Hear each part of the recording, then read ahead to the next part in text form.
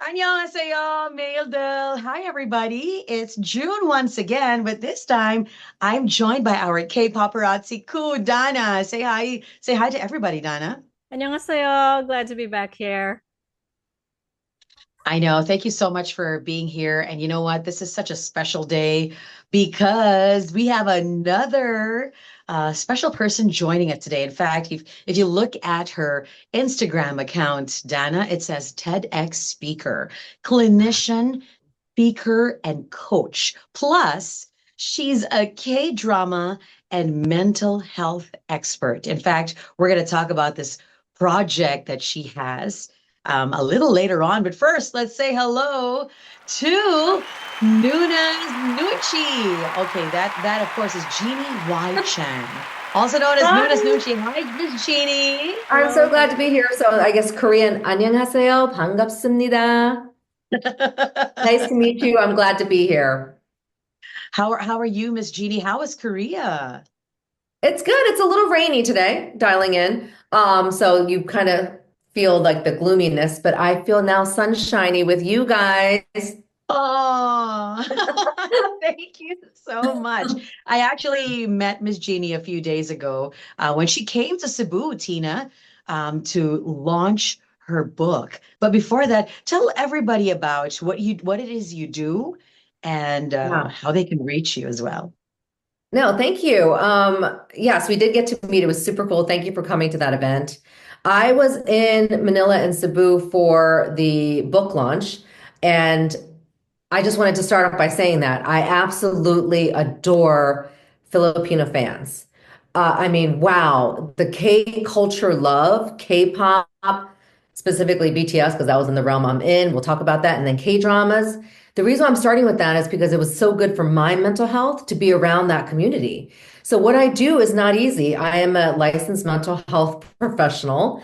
I would say my specialty is grief and trauma. So you can imagine that's kind of heavy, right? And I'm also a corporate speaker, so I'm really a lot in the workplaces, specifically USA, Korea, around the world, trying to teach workplaces to just have better work-life balance and also promote well-being in the workplace because we spend a lot of time there. But I started bringing in pop culture, specifically K-dramas, just because they meant so much to me. But I brought them in before the pandemic, so well before, like maybe like 2017, 2018, to help the folks I was dealing with, like clients, and even started using them in workshops because people connect over stories. And we could break that down. And K-dramas are filled with beautiful messages and universal messages of hardship to beauty that we all relate to. And it made more sense for me to bring in these stories because I could say, oh, if you don't know the story I'm talking about,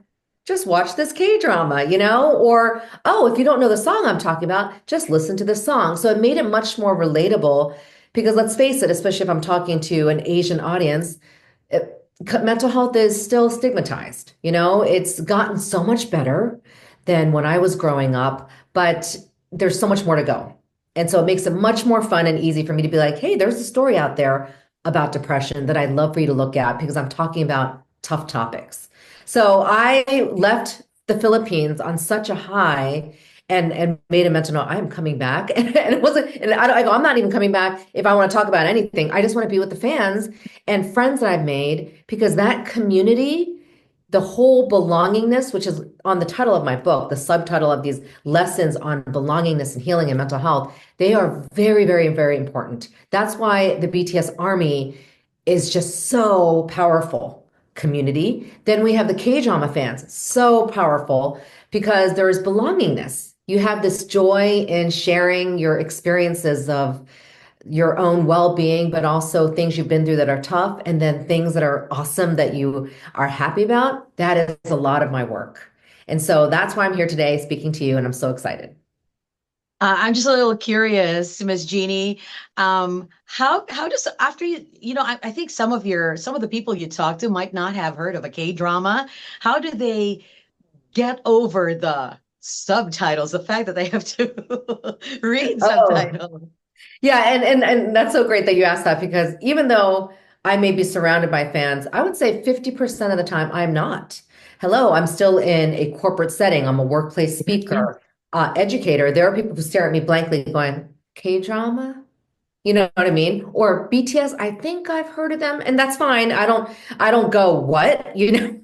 I'm much better to be like, okay, no, who it is, BTS is K-pop, Korean pop music, and then K-dramas, I literally just define it saying K-dramas are Korean language television shows. So yes, unless you understand the Korean language, you can use subtitles. And actually, you maybe even like 3 years ago, people were like, I'm not into the subtitles thing. You saw more of those people going, I need them dubbed. And I was like, ugh. I mean, that's what you saw my face going, that's fine, especially, and then we could talk about that. There's people who cannot read or struggle. So then yes, the dubbing's great, but not every K-drama is dubbed. But the subtitles, people start realizing why they could work, even though they're not easy to read and you can't multitask. Sorry, if you're looking down once to like fold laundry, you will miss an entire conversation. And I've done that before too, going, and even though I speak Korean, I gladly put on the subtitles so I can have double meanings. And there are a lot of times as a Korean, I'm like, that translation was off. And we'll talk about that in a second, but you get the nuances of the characters. You want the subtitles because you want to see their faces.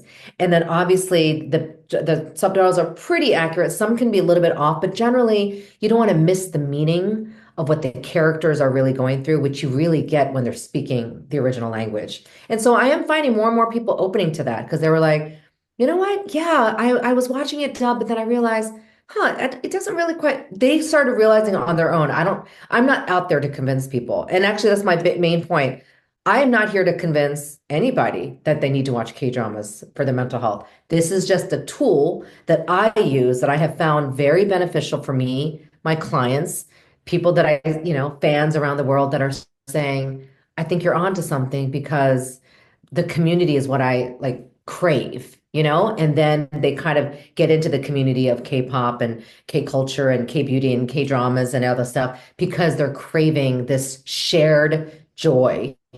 And sharing in your experiences is a big part of mental health. So again, I'm seeing now today in 2025, so much more open around the world that is so like it's such a blessing, don't you think? People even saying things to me like, "Oh, I checked out a Filipino drama. I love Thai dramas." And I'm like sitting there going, "That's amazing." The openness, thanks to just global content. It has opened up the world to Asian content and other content that people are much more open to and accepting of the subtitles. If I might say, that's one of the good things that came out of the pandemic, huh? A I lot of mean, people started to get into K-dramas during the pandemic because they didn't do anything. And thank heavens there was, because staying at home 24/7 with the same people, I'm sure, Miss Jeannie, that's going to affect your mental health. totally. I mean, K-dramas, in all honesty, were very popular in Korea well before, obviously. It's their country, their host country, but the pandemic around the world was traumatic. I say this because people are looking at me going, huh? I go, I'm not trying to exaggerate the pandemic, but who goes into a global lockdown of an epidemic that we never heard of before, the coronavirus? We don't know what it is. And the last time there was an epidemic, if you look at the history, was like 1919, right? So many of us haven't lived in 1919. And so this was the first time the world experienced something in modern day where we had to shut down, be in our homes. All the kids come back from college, everybody came back. And that is just a big upheaval. So during that time when people were feeling the most distressed, I saw it in a lot of my clients. I saw it everywhere. We all were. We didn't know what we were dealing with. People needed comfort. And what happened was we were lucky. In 2020, at the height of the pandemic, we had Netflix or platforms at our fingertips. We are very thankful for that. That's technology where we can go, oh, like on my phone or on the laptop. Wait, there's I need something to comfort me. And people started scrolling. And and let me just tell you from the US point of view, the US was also in distress, and during that time there was political contention. So when especially Americans are like, gosh, I'm feeling a little wary of my own country, right? So they were looking for content specifically not what they're used to. That is according to my research in my book, where it was like people were purposely going, I'm tired of this Western stuff. I'm tired of and then they literally went, oh, what's this? what's this Asian drama? It says Crash Landing on You. That's the And one. then they just decided to push play, but you have to like it, right? So the Americans would tell me, I pushed play and I went, like, what is this? Beautiful guy, beautiful girl. And then they fell in love. They fell in love with the couple, they fell in love with the story, and then they say, let me look for more. And Netflix has an algorithm. That algorithm goes, you need to continue watching.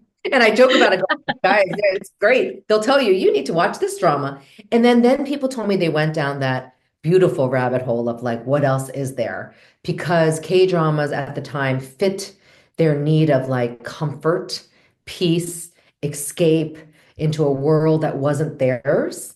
And then that just opened up a whole new window of diverse cultures where people are like, what else is there? So I have found in a time of crisis, we say this in the field of mental health, in a time of crisis, we do see opportunity. And obviously, in a time of crisis, you need to find those good opportunities for change to have a better life. And so that's what came out of the pandemic. Global content came in the form of Korean dramas, and that's also when BTS blew up. So everything blew up around then. People were searching for new things. BTS has beautiful songs that also address mental health, and they're really authentic in their songs. So people needed that. And then that's when you also found more Army triple, right? Army going, people saying, and in fact, most of the people I interviewed found BTS in the pandemic as well. And so that pandemic brought about the world into a state that maybe we needed to be in. And it's not like I would go back and go, let's have the pandemic again. I'm not saying that Oh. that blip in history has turned into something of where we are today. We're a changed world. It's kind of cool. So if you were to choose one of those mental health or healing songs of BTS, what would it be Well, for I you? have a favorite, and it's my favorite. It's not one of the big favorites, but I love Magic Shop, hence why my own tour, because I do tour, I host people from around the world to come to South Korea and tour K-drama and K-pop sites, specifically BTS. I called it Magic Shop because that's the first thing that came to mind of going, well, I can't necessarily label it BTS tour because it's copyrighted. I can't go BTS tour. It's not like BTS endorsed it, but Magic Shop came to mind because when I just knew the book and I knew where it came from, and I just thought it made sense with my whole platform of mental health. And then even as I'm deep diving into the book, which was very neuroscience oriented, just right up my alley, the way the song was intended was exactly, I think, is so beautiful, which is for army or for community or their members and their fans to cheer them up. So I think that was the perfect song, and that's become kind of my mm, model song for a lot of mental health, but there's so many beautiful ones. Like even Dynamite, let me tell you, Dynamite has also changed because clients that came to me said Dynamite changed their world. Because actually, the reason why BTS wrote that or did it, and also it's the first English language one, they did it to cheer up people in the midst of the pandemic because the pandemic was so like, right? So you have Dynamite that's like dynamic. And that song also has meaning for me through my clients who have told me, I discovered BTS, believe it or not, through Dynamite and then K-dramas. And to this day, Dynamite still means a lot. And so those two kind of pop out at me from post-pandemic. But I discovered BTS in 2014 when no one knew them because I'm Korean American. So of course I'm searching for that. I'm already in that kind of, environment. But even then, I remember thinking, this group is cool. I was already into K-pop, but their group was, I think I saw a video and you know how they mesh well, their chemistry is amazing. I remember thinking about then, oh my gosh, all the Korean Americans were like, look at BTS. And everyone's like, who? I mean, I'm just talking generally in the US. Nobody knew. They barely even knew. I think that maybe Big Bang had a name at one point there, but overall, K-pop was kind of like on the down low. And then really when BTS blew up, maybe in 2019, and then really in the pandemic, I just remember thinking, well, I'm so glad they're finally getting recognition, but I've actually enjoyed their music since 2014 because again, it's very personal as a Korean American. And so actually when I see their success, sometimes I'm still surreal. It's still surreal to me how their impact is so far and great. It's not just K-pop and their music. Economically, do you know what they've done for this country and the world, right? And I say that, and yes, people are understanding it, but there's some, I don't want to say haters. So what do you call those people? They're like doubters He's there, going, yeah. yeah, they're there. And I'm 51. And so I say this not to be like, oh my God, my age. I like to share that age because I've had people like doubters going, well, young kids like BTS. I'm like, hold up, hold up. On my tours, and my demographic of followers and community are 50 plus, and these are avid fans. And I'll say, so according to my research, it's across all ages, but you'd be surprised with the older folks. Okay, so 50 plus, even baby boomers are the most dedicated fans. And so I have to sometimes argue that when I'm in like a corporate setting, when they're like, oh, my kids love BTS. And I'm like, you should listen to them too. And I'll say it like very jokingly, but no, it's I think that's kind of my story with BTS, but Magic Shop is still the one that hits me. And then I have some fun ones, right? Like I even left, so we all have our biases. We can talk about that later, but yeah. Oh, All you right, can't Miss because you have G. the same bias. So this is Magic Shop by BTS on Hallyu Il Y101. Okay, we're back here with Miss Jeanie Chang, Noona's Noonchi on Instagram, you guys. And of course, we're here with Kudana. So Dana, you got some questions for Miss Jeanie. Yes, a question came to me this morning that's been plaguing me for a while now, and we've finally got the perfect person to ask it. And because of, Nuna's Nunchi is Nuna's Nunchi. And then, as you mentioned earlier, stories affect us so much. They shape how we perceive the world and how we interact as a society. And back in the tribal era, these used to be the realm of the village elders who control these legends, and they kind of shape the culture. Like, how it was, we all grew up knowing Cinderella and the Disney fairy tales. So now we're all looking for Prince Charming. It's got such a hold. Stories we were told as children get such a hold in our mindset that it shapes who we are and our buying behavior, for example, like Sex in the City. So now we're obsessed with bags and shoes, right? So the point I'm making is that the context is that K drama, or any drama for that matter, drama is says a major upheaval in life. And I had this realization before, asking myself, why am I watching so much K drama when these are upheaval moments of people? So Mm, it was a question whether I should stop watching drama or not. And I chose mm, to continue watching drama, but only K drama. And there's a reason mm, for that because you get a dopamine hit. So I do a bit of tarot, and in tarot, there's a card, it's a death card. It means that everything, mm. all your foundations are pulled out from under you. It's drama, right? You have major Yeah. drama, everything is pulled out. But there's a reason that it gets pulled out because you need to reconstruct something, or you need to make it how it was. So back to a green field, or you're going to put up a new structure, a new house. This could be metaphysical, or this could be a physical house. Now, and then with food, when we're flavor profiles for food, for example, you have this you describe a finish, right? The finish, the Mhm, wine finishes with a sour note, or your coffee has a sour mhm, note, your tea has a floral scent, whatever. And K mhm, drama for me has that joyful, uplifting finish, mm. right? Even Parasite, the movie, has that deep meaning, that profound realization that comes to you after, which I Yeah. realized I did not get with a lot of Hollywood movies. Now, Hmm. here's a question. Hmm. Obviously, there's a dopamine, the intention to give you a huge shot of dopamine, which we get from Hmm. BTS, by the way, Hmm. is there by the storytellers who are Korean. So Hmm. is this intentional?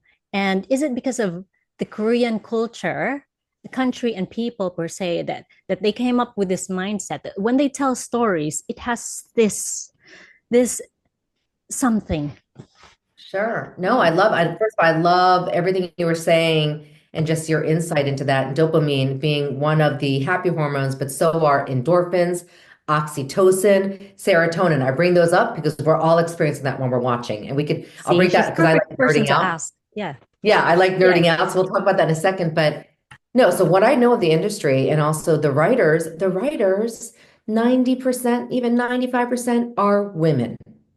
I'm proud of that as a female because they can delve deep into their emotions in a way that channels out. So we're watching K-dramas written from a female perspective.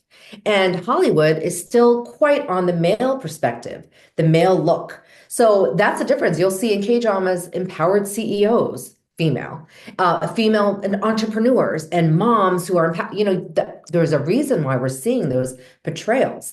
Now, most people say, oh, okay, it's going to be appealing to the female audience. I go, well, first of all, you said it, the buying power, females have a lot of buying power. And right now, that is the majority of the audience, including for K-pop. And so, yes, if you're thinking what's effective like marketing, PR, and writers, being female, it's going to appeal to the female population, which is tremendously great because it's from that perspective. And not saying I'm a woman, it's going to be like this. No, you just see empowered females with beautiful spouses and boyfriends and portrayals of men, which some people have said to me, oh, how realistic. And I'll pause on that because I can't wait to touch that subject that we need to see for, like you said, uplifting. The world is, real life is hard, but also can be joyful. And escapism, which I always make clear, is very important. If you want to get away from your stress, just don't live there. I'll be like, I start getting worried if a client goes, oh, I didn't go to work because I was binging K-dramas. Then you'll hear me go, wait, stop. I need you to stop. You know what I mean? I will definitely say to you, no, there's a moderate balance to life. You cannot binge and ignore your responsibilities. So, but escapism, if you don't escape, you will never have a break from stress. So that's what K-dramas do, put you into this world that is realistic if it's like a family setting, except it's a drama, right? So it's still dramatic.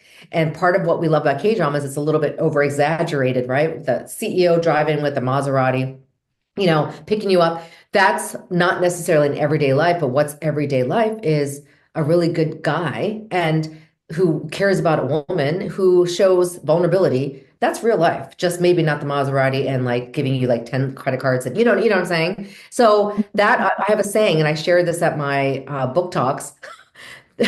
There's there's nothing like a K-drama, right? So the only drama in your life should be a K-drama. And I make that as a joke because it's just me talking about K-dramas. But yeah, I'm asking you to minimize the drama in your life. And if K-dramas bring you that joy, that's great. And so they're written in a way that's focused also on people. Unlike Hollywood or Western dramas, and I make this very clear, I'm not here to knock on Hollywood dramas. It's just that what Korean dramas have done well is focus on the characters. And people, at the end of the day, really relate to people. So you're going to relate to a character, even if they're nothing like you, like personality-wise, or even like persona and even everything they're doing, maybe nothing like you. However, you'll relate to what I say is the crux of a K-drama, the emotions. You'll relate to someone's resilience. You'll relate to someone going through some horrific tragedy that maybe had nothing to do with you, but you also experienced some sort of horrific tragedy and you see them react to that and you're like, oh my God, that's gut-wrenching. I feel that pain. That is what we're relating to, and that's why they're powerful. And again, women writers will bring that out because they're focused on the character growth, even character struggle, even the mean people in K-dramas. There's some mean people in K-dramas and you hate them. You're like, oh my God, that mom or that dad. But then what K-dramas also do well is they give you a different side of that antagonist. You'll be like, oh, is that why he's like this? Is that why he's such a jerk? Or is that why she's so like this? That is great because in real life, you do see jerky people, you see mean people, you see horrible people, but you don't really necessarily get to know their story. You're like, maybe there's something there. I'm a therapist, so I always have that empathetic view of like, there's a story there. In K-dramas, you get to see the story. You get to see a mom be so mean to her daughter, and you're like, ugh, right? And then the next thing you see a mom bawling her eyes out because she didn't want to hurt her daughter, but she loves her so much, but then she wanted her to grow. Or you know what I'm saying? And that is the power of a K-drama. And so that was the dopamine is yes, that like that addicting rush. But then what I like to emphasize is the oxytocin, the bonding hormone. You're watching these lovely family relationships, boyfriend and girlfriends, people falling in love. That bonding hormone builds, and you're like, oh, it's so nice. And it's so nice to feel. And then it makes you think about your relationships in life, that's the oxytocin. And then there's, of course, the whole endorphins. Like when we exercise, we're getting those happy endorphins. Well, When you're watching K-dramas, the endorphins come out because you're breathing regularly. This is a whole scientific, like you're getting oxygen to your brain because you're like sitting there reading subtitles and watching a scene and maybe not doing nothing else. That is the practice of mindfulness. So the endorphins kind of build because you're getting all this oxygen and you're like, I feel better. Oh, it's almost like I worked out, which you didn't because you're not huffing and puffing, but it's a different working out. You're working the brain muscles. You're working those trauma muscles that need to relax through oxygen and literally breathe again so you feel happy. So I'm explaining all this scientifically because that's what's happening. And again, but I always say my book makes it very clear. I'm not necessarily saying binge when they're like, so does that mean you permit the binging of eight episodes? I go, occasionally binging is great, especially if all this time you're like, I'm on vacation, time to binge. Totally. I've done that too, and I love it. But my whole point is please don't watch K-dramas and binge and then literally it stresses you out in real life because you were like, oh, I missed a work meeting. Oh, I didn't do my homework for class. I was like, yeah, that I'm gonna say no, no. Please don't miss your homework. Please don't like fail a final exam. I mean, don't do that. That's just obviously actually doing the exact opposite of what I'm saying K-drama should do. It's just a way to balance your life. It's used as a tool. It should not be taking over your life, you know? And I have this saying that I say on social media, a dose of a K-drama a day. That means like I honestly say a good dose would be like 1 to 2 episodes, you know, because that's still 2 hours. But then people are like, how about four? I go, it's up to you how much you can handle. I'm just telling you, I generally want a dose because I need you to sleep. I need you to eat. I need you to meet people, you know? And so that's my little saying there. As I push for K-dramas, I'm also like, let's balance it. Thank you so much. I think you answered that question beautifully, beautifully. Well, you set it up beautifully because we want to be very specific about the Korean culture. Mm. The Korean culture, I want to say like Asian culture, what's rooted deep in Asian culture are stigmas. Mm. Because we, as an Asian population, I'm talking, and I'm saying it very generally, we're not in our society going, so let's talk about stress. I mean, it's just not generally in that our culture because we are like rooted in East Asian culture and Southeast Asian culture of like, let's promote peace and be harmonious and like obey our parents and follow the rules. That is great. I love that about our culture, but it has to be balanced with realness, like that we will not always be at peace with family and parents, and they cause stress, and there's family conflict, and there's traumas in families, and then we're talking immigration, like immigrant populations all over the world who have left their home countries in another country. That all pertains to our mental health. So I always say that the stigma of our mental health, of if the even the topic, comes a lot from not knowing what it is. So a lot of people think I'm a therapist, but I would say most of my job is education, like educating someone going, your symptoms, you may seem like depression is, oh my God, I'm depressed. I go, let me make it normal for you. You're depressed because you lost somebody you love.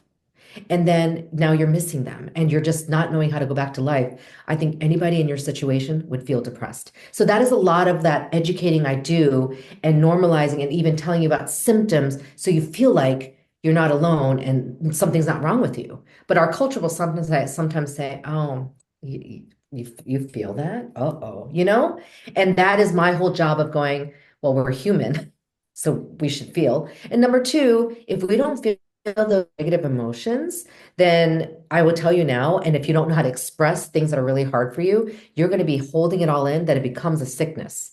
There is like I think there's a K-drama, I think it's Be Melodramatic. I love that one. Mellow is my nature. And there's somebody who's literally very depressed. She lost her beloved fiance. And she even gets at one point suicidal because she holds it all in. Just being like, I'm not going to bother people. Oh, I'm fine. But when you hold it in, at the therapist she eventually went to, and I was like, brilliant line. The therapist is like, holding that in literally develops into your own illness in your body, and it can break down your body, like physically break down your body, number one. Two, break you down mentally because you're going through that grief and repressing it in such a way that's not normal. Like grief is normal. And in all honesty, trauma happens. And in all honesty, stress is an everyday thing. I'm not asking you to always be stressed. I'm just asking you to manage your stress But just know that stress is normal. We're working people. We have jobs, finances, responsibilities. So that's the other thing I want to add, that my hope is as K-dramas build, what I'm seeing happening is it's creating conversations about mental health and well-being and resilience and grief that I've never seen before, thanks to content out there that shows you these stories that are real and relatable. Tina, you got a question? Wow, I think I'm just in awe of her. So give me a I minute to recover here. Thank you. I I love know you you. should have been there, Tina. I Oh. don't know. You I should wish have we had met the time, I before. feel your I feel your love too. Like I said, I'm on a high leaving the Philippines. And you know what I say? Actually, I told the Korean people, the people that I work with, I actually said, by the way, if you want a dose of happy, people who love Korean culture and Korean society, go to the Philippines. And I said, get that Exactly. endorphins and oxytocin and serotonin and come right back and be like, because generally speaking, even Asian cultures, we're all different. Oh, so let me make Yeah. that clear. We're all different. Hmm. But what Yeah. the Philippines do very well is you guys are pretty expressive. And I Yeah. like Yeah. that. Yeah. Yeah. Yeah. And Koreans, as expressive as they are on camera, off camera, they are too. They just kind of hold it in a little bit more. And so sometimes I'm Mm. like, you're about to burst. I need you not burst like a steaming, what's that? What's that? Steam pot? Like calm down, you're Yeah. gonna boil over. And I do find that Koreans actually are super passionate. They're super passionate. What you see in the K-dramas is legit. It's just that every day they feel like they can't be that way. And so I'm like, why can't you be that way? I'm not asking you to walk around and be like, oh, like all exaggerative, but if you're happy, show you're happy. If you're stressed, I don't want you to like be Debbie Downer, but be like, I'm a little stressed if people ask you how you're doing. That's realness. And that's what I got from the Filipinos. I just love that. I mean, Oh, thank yeah, you. you guys are very expressive, so we can learn from that totally. Hmm. So, Miss Jeannie, you're talking about relaxing and, just feeling good. Which BTS song do you like what do you listen to when you're like wanting to relax? Oh, I love, okay. So I go to the older ones, which I guess is not that old. Idol is the first thing I think of, burning up. So let's go to Idol because I do love Idol and I love that message too, and they're kind of like sassy in that whole music video. So I definitely recommend Idol. Plus, I like dancing to it. So I was thinking you were gonna say butterfly. Yes, 21st or century Idol. I You girl. like the know, way you relax. on the spot is Idol for sure. Oh, if you're talking Yeah. about chill, relax, maybe Epiphany, Love Ooh. Yourself. But for when I want to, but just so you know, I relax by pumping myself up. So if someone asks me what gets you relaxed, I'm like, oh, Idol, and all the rap songs from J-Hope. That is just me. It's my personality. But I do think Idol, Permission to Dance, Burning Up, like some of their older songs, boom, play. All right, time to get pumped up and play Idol by BTS on HALLYU IL Y101. Welcome back to HALLYU IL, everybody. And we're hanging out with NOONA'S NOONCHI, Miss Jeannie, of course. Check her out on Instagram. There's a lot of fun stuff over there, especially about mental health. But she's also a very big BTS army. Yes, I am. Oh, I So can, I can tell you some of my responses to people when they're like, "You like BTS?" You'd be surprised. You still get that in your life? No. us? What do you mean? Like your BTS army? Yeah, yeah, Yeah, yeah. yeah, yeah, yeah. Like, or like, what do you mean? Like, okay, you know what I mean? Like, what's the big deal, right? Yeah. Yeah. Yeah. Yeah. Christina's like, no, what do you mean? No, because I stopped asking for their opinion. Oh yeah. Oh yeah, no. And I'm not asking. They're just telling me. Yeah. You know what I mean? Okay. Like There's when I also say I'm going to this. go to a concert Oh yeah. or I wistfully say, "Oh my gosh, I can't go to this concert." You know what I mean? Like I Mhm. can't go to the second concert or something. They're like, some people do that. Yeah. So, and you'd be surprised like how it comes at unusual places where some Koreans, of course they all know BTS, but some of them are like, okay, yeah, you know what I mean?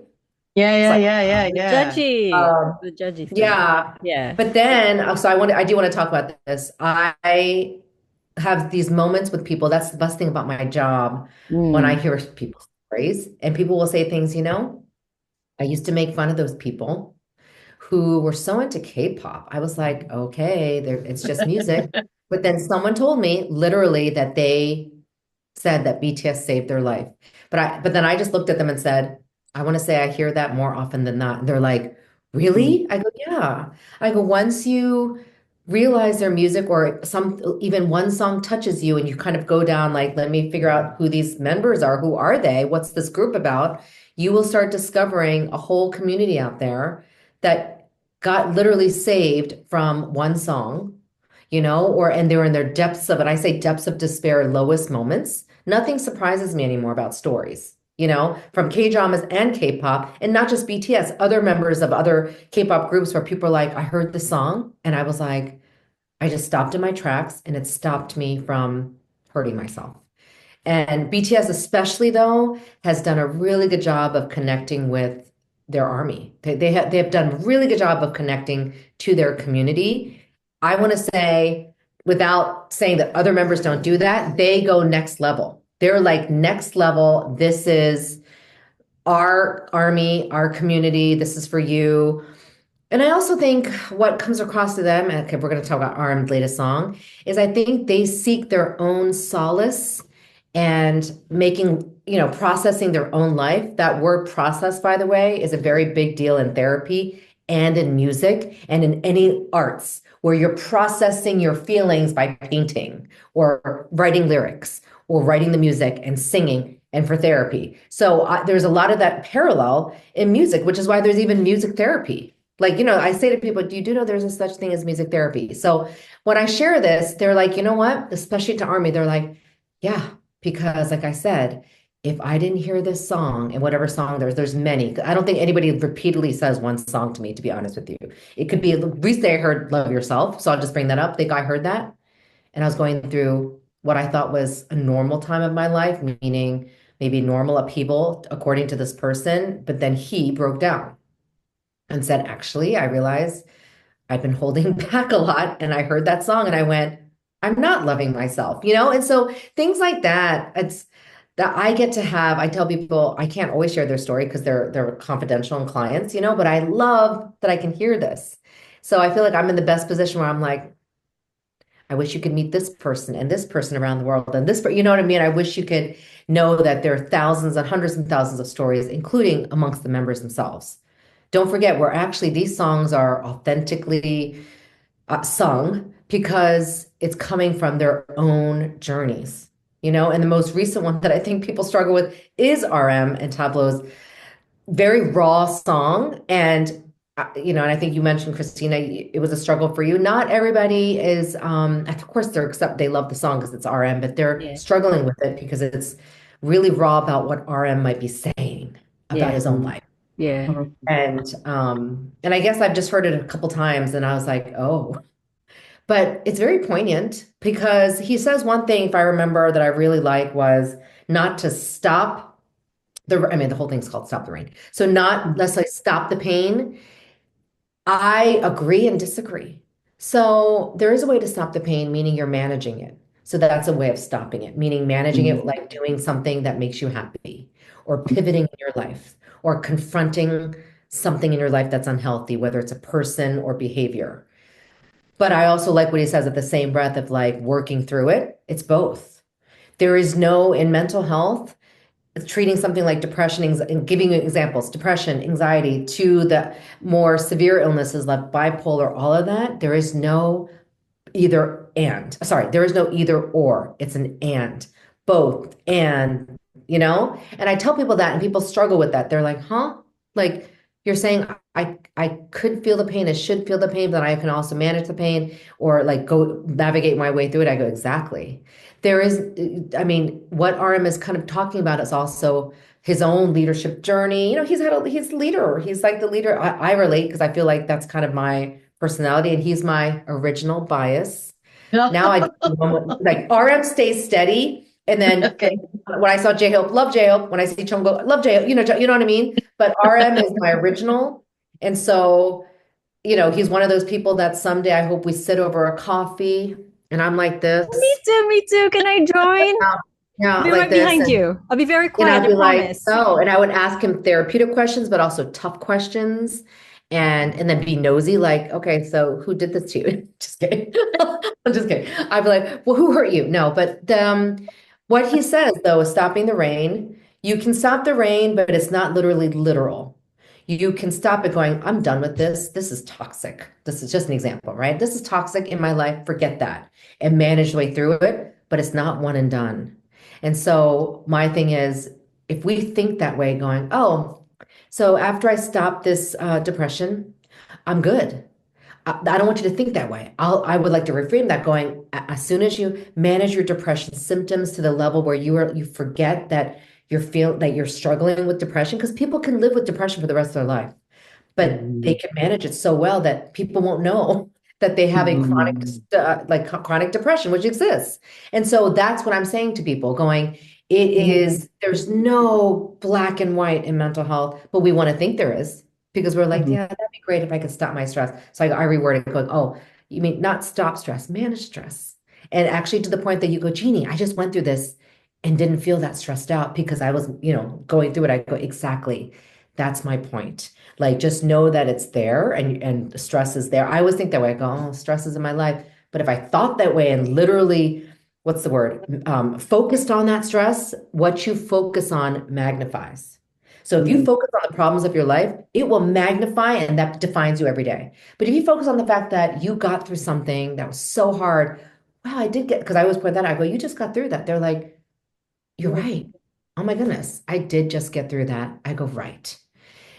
But that doesn't mean it won't happen again, right? So I always bring that up not to like hurt them, just be like, let's just know that this is well-being and mental health. You could wake up feeling great, by the way, and your day ends crappy because something, and vice versa. You wake up thinking it's the worst day of your life and something cheers you up. That is kind of how mental health works. Very simple. And so his song, like I said, I think a lot of people it's so funny when you hear Army, they're like, it's good, but man, like it's kind of hard for me. I'm like, well, probably because it's very real, and maybe it's hard for you because maybe it's Mhm. asking you to look into yourself a little bit and be like, are you facing that? Are you facing something hard that he was bringing up, you know? Do you know how rewarding it is to express something very difficult? People, I tell people it actually, okay, you know the term that we say in girl land, venting to my bestie. Mhm. Venting, the reason why venting feels good is because at the end of the day, we want to feel like we're being heard and seen and validated for our own experiences. So I'm assuming for RM, even getting that out, this is my assumption, that it felt good. He might have gone, oh my God, didn't realize how much more in pain, whatever he might have been thinking, but there's some release, which is what music is about, just releasing your own story, and then how it hits people is very different. So, I mean, that was my breakdown of him, but um, yeah, I mean, I just very powerful. You mentioned stress, Miss Jeannie, and it seems like there's it's a word you hear more often these days. Is it because it's more talked about? Is it because people are more aware of mental health? Or is it because people are more stressed than maybe the previous generation? I want to say it's both. There's the both again. Um, We are getting better at being a little more honest.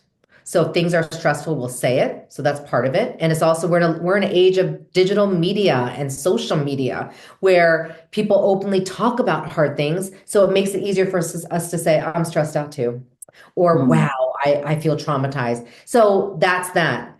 But then also, I believe there is a little bit of a different stress these days that I do think is a little bit harder. We're post-pandemic. Economically, things seem harder these days. And so I think kind of in the times that we're living in, there seems to be more stress too. And I do want to bring that up because I actually, being a former journalist, look at current events and how they impact our world. And so I always tell people, hey, I'm not asking you to be like world knowledge on politics or like current events, but kind of know what's happening, not only in your country or your city or neighborhood, but just generally speaking, because it impacts the people you're dealing with. Because I'm always talking about the diverse relationships out there and diverse cultures that we're impacted by.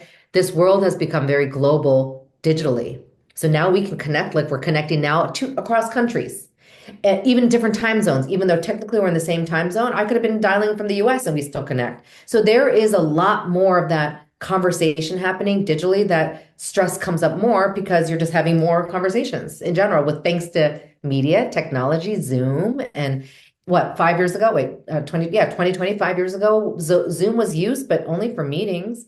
Now it's used to communicate and have coffee talk so of course we'll hear more things like stress, but we'll also hear more things like things that are joyful and happy. I always tell people human nature is negative. We err on the side of stress. Woe is me. How depressed am I? Right? We do. As a therapist, I always challenge that. I go, I want to hear, yes, I'm validating this is how you're feeling, but I can't have you stay there. Like, I wouldn't be a therapist by saying, is that how you're feeling? Okay, see ya. No, I'll be like, well, can you do something today to manage that? Like, who wants to sit depressed all day? I need to see something that you're doing. Here's your homework, which is why sometimes I'll say, here's your homework. Watch episode 12 of this K drama, which I do. That's the I can't even say that word, philosophical thought that I come from, that if I hear you're struggling, of course, I'll validate that and say, that is your experience. That's terrible. That happened to you.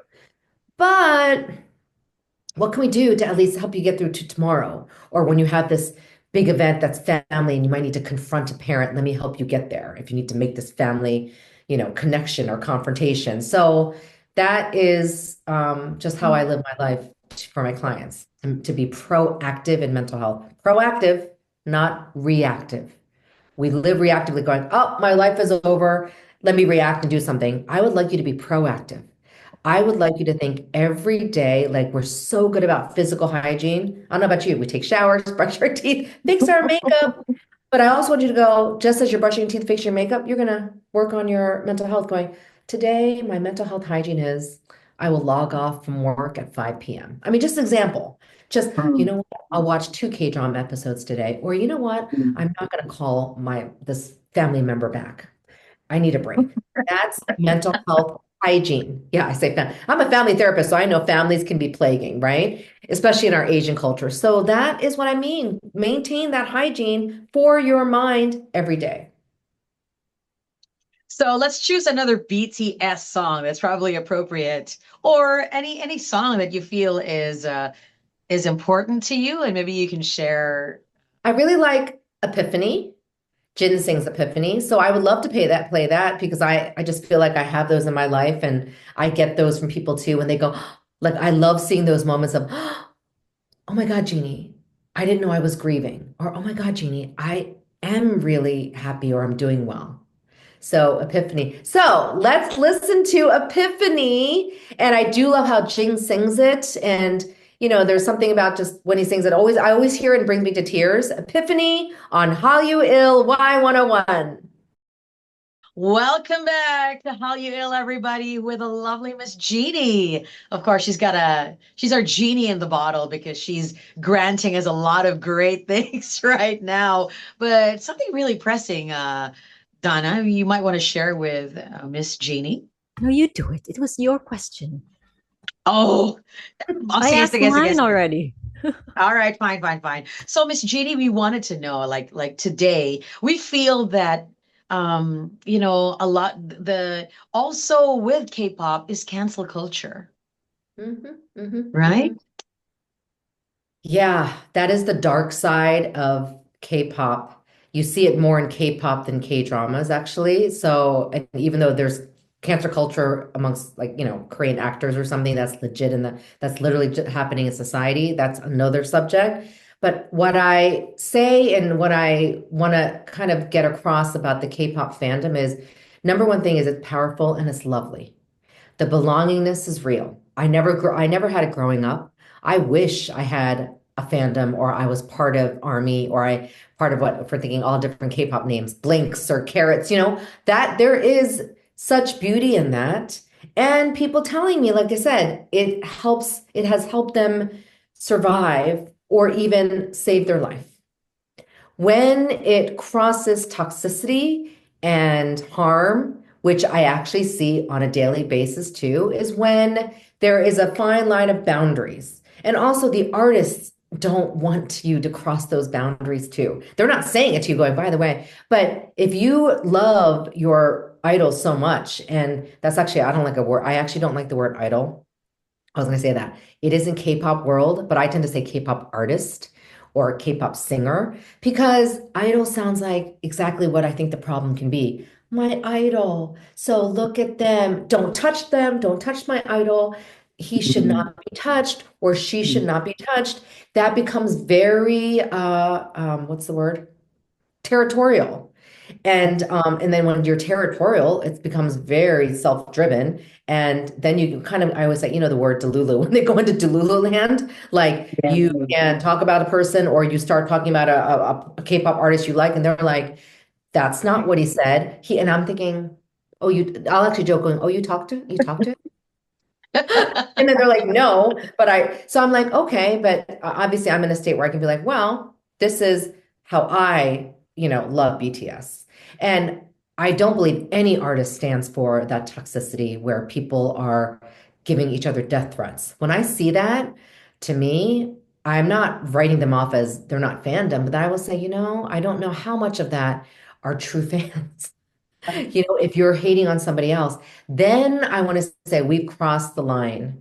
And sadly, the only thing I can think of how we remedy that is, I don't know, continually say this, going, if you love your artist, do you know what harm this is bringing them? Because it goes back to them and it impacts, I don't know, their own mental health when they're seeing things online. Believe it or not, these artists are reading things online or their agencies are reading stuff going, yeah, you need to do something about it. Well, I don't know, go online and go on a stream and say something? And then they get canceled because they went live and was honest.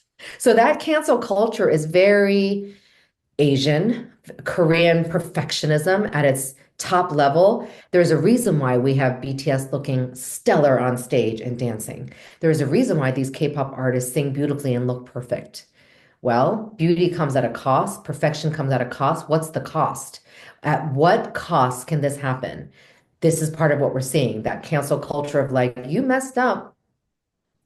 Yeah, you messed up. Sorry. Oh, you're dating. And that dating thing, people say to me, oh my goodness, why can't they date? Well, I don't know. Don't you, not you guys, people get upset when they see them dating? And I'm thinking, wow, if you get upset, then can you imagine you like them to a way that is kind of like, in some sense, a healthy boundary, but you're like, oh no, they're dating. So can you imagine somebody that kind of crosses the line of going, they're dating. They should not be dating. It's my idol. That all to me shows, I'm going to say this, instability, like emotionally. Then I would say, if I was your therapist going, I need to break this down with you. That is inappropriate for you to be doom scrolling and writing these comments. I don't agree with that at all. Now, there's this whole saying, like, if you're not going to say something positive, don't say it. Well, then I'm not saying you always are happy, but just I see people fighting at each other within army. And I'm sitting there going, I mean, gosh, I got nothing for you except maybe you just get offline and maybe you think, why do you like them in the first place? Or I've actually questioned, do you even like BTS?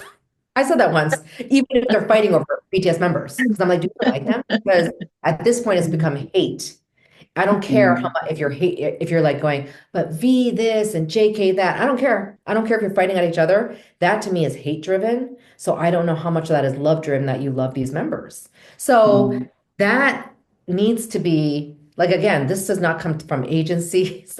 Now there's this comes from the community canceling. And the reason why there's such pressure is K-pop also looks at the community and the community's reaction to things, which also worries me, but that's part of Korean culture. I can't say to all the Koreans in the world, by the way, yeah, you need to. No, there's just things that we can't do, but we can at least break some cycles. Like if an artist makes a mistake, which by the way, they will because they're human, and it might not even be a mistake in some people's eyes, right? But then people might say, he messed up out there. She messed up, boom. I'll be like, hey, can we curb that and be like, wait, does this need consequences? Yes, maybe so. Or is it something like, you know what? Did it hinder their music? Are they still able to perform? So these are the questions I wish Korean society would ask more of instead of going, they messed up. I'll be like, wow, if we thought that about everybody, we would all mess up. Here's what I'm going to say to you. The more pressure you put on somebody, the more they feel pressured, the more they will make a mistake because they're feeling so pressured. So if we actually back off a little bit on like that, like accelerating, like you're thinking of driving, and if you back up and kind of cruise control, then the artist can breathe a little bit. and you won't see as many mistakes or even have any of that. So that's just me going back down to like the micro part of it. The macro is the fandom that I do believe can get toxic and it certainly exists. And sometimes I think it's getting worse as fandoms grow and as people going, oh, you're a rookie army, or oh, you don't know. I've heard that.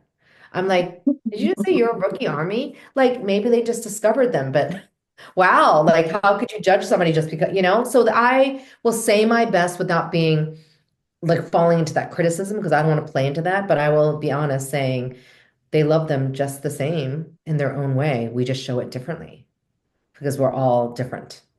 So that's my answers to that. And just one more, Miss Jeannie. How about I heard someone tell me before that the generation today lack grit. You know, a Mm. little bit of a challenge, the giving up. So how do we get grit back in there? Or So what I are might your thoughts? reframe that.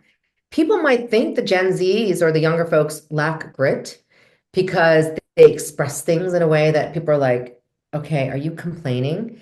Generationally, we Mhm. experience feelings and mental health very differently. Baby boomers, Gen X, me, millennials, Gen Zs, we're all different. And I want to say the older population, because they're not as exposed, they struggle. And sometimes I think the older population kind of impedes things, meaning they kind of hold things back. Because I'm like, you do know we're in a day and age where, it's okay to go to therapy, right? And be more open about it. The young people are just talking about it, so it looks like they don't have grit. And actually, that's kind of the misconception. People are like, oh, woe is me. I feel like I could hurt myself today. And you hear that and you're like, oh my gosh, you don't have resilience. I go, is that the fact they don't have resilience? Or they're Mm, asking for help in a way that the older generation didn't know how to do. So I mm, kind of reframe that at times because I believe this, there's grit in all generations. We just show it differently. And in fact, when the older mm, generation tells me, oh, you gotta like suck it up and that's why I lived, I go, but then you live that way, but you just never addressed your trauma, so you're just passing it down to your kids. So I say that to the older generation and then they kind of stop going. I go, so you sucked it up because you had to survive, and I understand that, and that you have resilience, but that doesn't mean the younger population does just because they're expressing what they don't want or what they want, that they want a better life.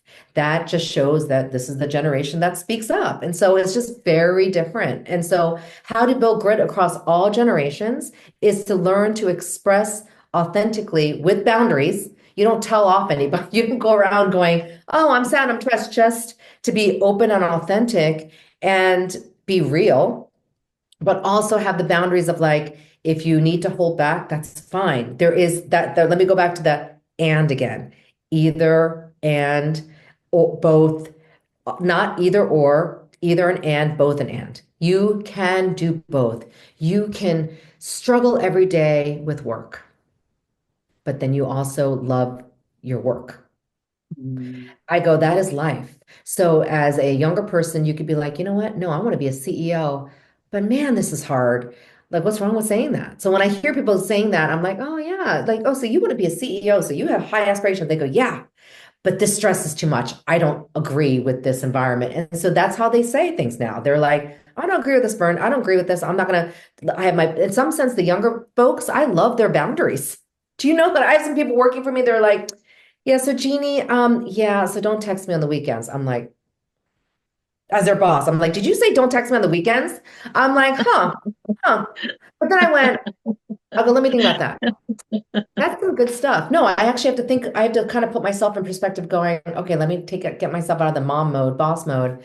Actually, I wish I could have said that to my boss when I was younger, Mm, but they can mm, also learn from us too. So I always tell people, younger folks, you can learn so much from the wiser folks. Wiser because mm, they live decades more than you. But mm, two, wiser folks, hey, I know you want to offer a lot of wisdom to the young folks, but hey, they kind of figure out AI and they're advancing business and they're saying things on social media, they're digitally savvy. Why don't you learn mm, from that and help your business? mm. So I'm always looking at the intergenerationality of life because I have to, because I'm a family therapist. So that's my 2 cents on that. I hope I answer that. But I believe we all have grit. We just show it differently. Absolutely. That's a Love it. very beautiful way of putting it. We're running out of time, Miss Jeanie. Tell them about your book and invite them to follow you on Noona's Noochie on Instagram. Oh, thank you. No, my book, How K-Dramas Can Transform Your Life, Powerful Lessons on Belongingness, Healing, and Mental Health. That subtitle is really important to me, but I thank you for reading. I love it. I am just thankful if you read. So, and you can find me on social media as Noona's Noonchi. I'm more on Instagram because there's the Gen X in me. I can't figure out TikTok. So I have a presence on TikTok, but I'm just comfortable on Instagram. And so you can find me there or on LinkedIn because I'm also a corporate speaker. So, and just I will say this, I do read every direct message I get. That doesn't mean I can always respond, but I really try to at least read all your stories and then I can comment on them, whether it's on my story or through Reels. But thank you for staying connected. And I want to say I love the K culture community around the world because that's how we have found each other. I've made new friends here. I've made new friends in different countries that I never would have thought of. And there's more friends out there, right? And as BTS comes out of the military soon, I just see a flurry of excitement that I'm anticipating that I think is going to be really cool. That's going to be it's like this new era coming. I'm excited about that. I really am. Not just them coming out, just all the things we're going to see from content and all the community flying in and concerts and then also going broke trying to pay for the concerts. Anyways, yeah, so it's like save your money. Save your money. Thanks for having me. Maybe just one final song, Miss Jeanie. Oh, one final song. Okay, let's go on a bang. Let's do something where everybody understands permission to dance. Let's do permission to dance because you have permission to do what you want, feel good about yourself. It's not just dancing, but if you want to be happy, express that. If you're kind of in a walk that's harder, that's okay. You have permission to feel that. So that we're giving you permission to feel and be yourself, have the space you need. Let's go. Permission to dance on HALLYU IL Y101. Thank you, Miss Jeanie. Thank you so much for joining us today. Thank you. Thank you for Perfect. having me.